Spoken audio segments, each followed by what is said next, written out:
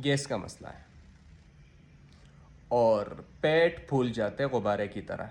कुछ भी आप खाएं, आप रात का खाना खाएं, आप दोपहर का खाना खाएं, आप चावल खाएं, आप सब्जी खाएं और पेट फूल जाता है। तो आज की वीडियो आपके लिए।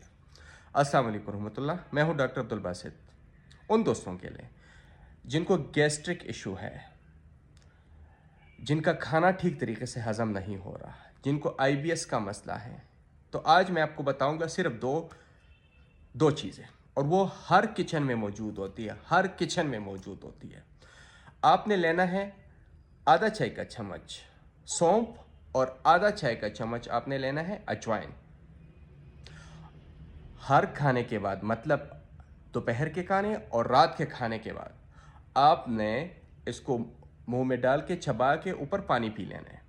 अगर आप कहते हैं कि नहीं, मैं डायरेक्टली नहीं खाना चाहता, तो आप इसको कहवा बनाएं, आप इसको बॉईल करें, इसका कहवा बनाएं और आधा चाय का चम्मच आपने सुबह लेना है, आधा चाय का चम्मच आपने रात को लेना है। और ये कुछ ही दिन के इस्तेमाल करने से आपके गैस्ट्रिक इशू, आपके तेज़ाबियत का मसला, आपके हाजमे का मसला इंशाल्लाह बिल्कुल ये ख़त्म हो जाएगा।